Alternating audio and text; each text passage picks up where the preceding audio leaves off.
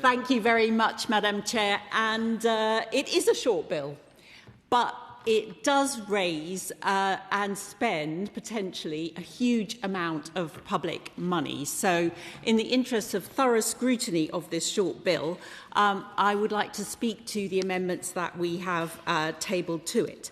To Clause 2 on export finance, Amendments 3 and 4, they concern the use of public finance for exports that may ultimately be re-exported to sanctioned destinations. And what these amendments would prevent is the government providing export finance or insurance where there's reason to believe that goods may be re-exported to Russia or to any other country subject to UK sanctions.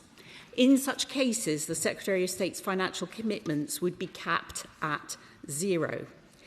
And these amendments are not abstract, Madam Chair. They respond to a very real problem that is happening in our world today, one that has been highlighted by independent analysis. For example, SkyZ Conway has done extensive reporting showing that while direct UK exports to Russia have collapsed since sanctions were imposed, UK origin goods are still reaching Russia through third countries. Exports to states such as Kyrgyzstan, Armenia and Uzbekistan have surged by extraordinary amounts, sometimes by more than 1,000%. And obviously these are not normal market movements. They're clear indications of diversion routes being used to circumvent sanctions. These are not just trade flows on a spreadsheet, Madam Chair. Sky News has shown that UK origin components have been found inside Russian military equipment used on the battlefield in Ukraine. Among the items identified in Russian systems are British-made microchips found in Russian drones, UK origin electronic components inside Russian missiles, dual-use technology that should never have been able to reach Russia under the sanctions regime. And these components were not exported directly from the UK to Russia. They were routed through intermediary countries, often the same countries where UK exports have suddenly spiked. President Zelensky has publicly raised concerns that UK goods are still making their way into Russia despite sanctions. And that's why we believe that Amendments 3 and 4 are necessary. They represent a simple but important safeguard. The UK must ensure that its export finance system doesn't inadvertently support supply chains that undermine our sanctions regime. In the case of Russia, we must be absolutely certain that no UK-backed goods are being diverted in ways that could support its illegal war against Ukraine. Now, the Minister has spoken about the need to expand UK export finance's capacity and to support small and medium-sized enterprises in particular. We agree that export finance has an important role to play, but it must be deployed responsibly. I'm sure the whole House would agree that public money should never be used in ways that conflict with our foreign policy or national security objectives. And so these amendments ensure that the government exercises due diligence and that UK export finance support is aligned with the UK's sanction framework. So I'm sure the Minister will agree that this is a constructive and proportionate proposal and will want to support it tonight.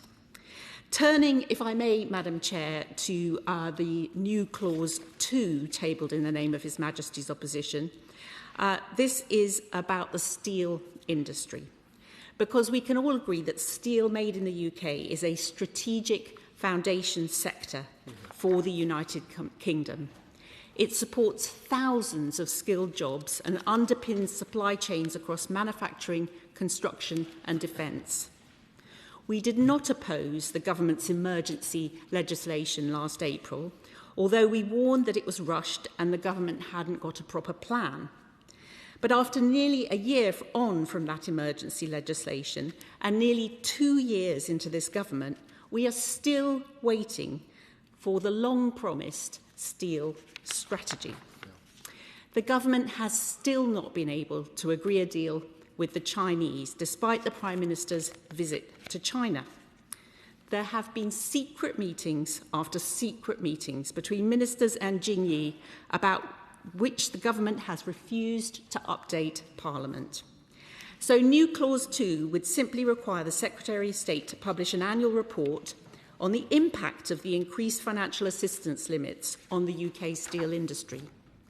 That report would set out, first, the level of financial assistance provided each month to UK steel undertakings under Section 8 of the Industrial Development Act of 1982, and second, the number of full-time equivalent steel jobs that, in the Secretary of State's view, would have been lost without the increased limit. It's a straightforward accountability measure, Madam Chair. If public money is being used to support the steel sector, Parliament and the public deserve to know how much is being spent, why it's necessary, and what outcomes it's delivering. The government has repeatedly spoken about the importance of steel, and we agree that steel is very important, but without a clear strategy or transparent reporting, it's impossible to judge whether interventions are effective or whether they represent value for money. How do we know that this is not just a limitless amount of funding, crowding out support to other industries? And how can we assess whether it's good value for the taxpayer? So our amendment doesn't constrain the government's ability to act. It simply ensures that support is justified, targeted and effective. And in that spirit, Madam Chair, I hope the Minister will recognise the value of this additional transparency and accept the amendment. If I may, Madam Chair, may I turn to the amendments tabled in the name of my right honourable friend, the member for Chingford and Woodford Green. We believe that amendments 1 and 2 are sensible and straightforward amendments, and if the Secretary of State has reason to believe that modern slavery or human trafficking is likely to be present in the supply chain of a business receiving export-supported goods, then obviously the level of public financial support should be zero. That is surely the only responsible position that this House can take. We're inherently supportive of the need for transparency in supply chains and will support these amendments as well.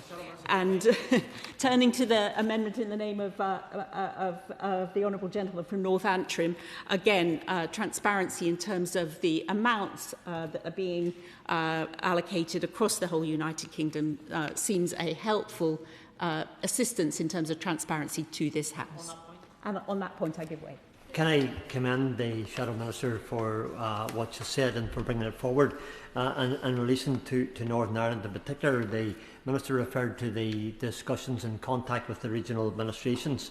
The UK Export Finance and Industrial Support has previously helped a number of companies in Northern Ireland to the tune of maybe some hundreds of millions in guarantees for international sales. Rightbus would be one of those. We in Northern Ireland, and those of us who will make contributions will state this, we are of the opinion that the adherence to EU rules.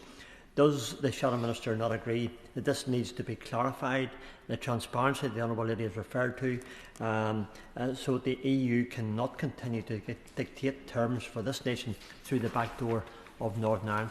Does the Shadow Minister agree that's very, very important, and that the Minister and Government must respond to that? Well, the honourable member makes a very important point, and I know that the House will be eager to hear how enthusiastic the Minister is for all of the amendments that have been tabled this evening, and I'm sure we will be hearing from him shortly in terms of his support for them, or potentially why he doesn't support them and why he will be urging his colleagues to vote against them this evening.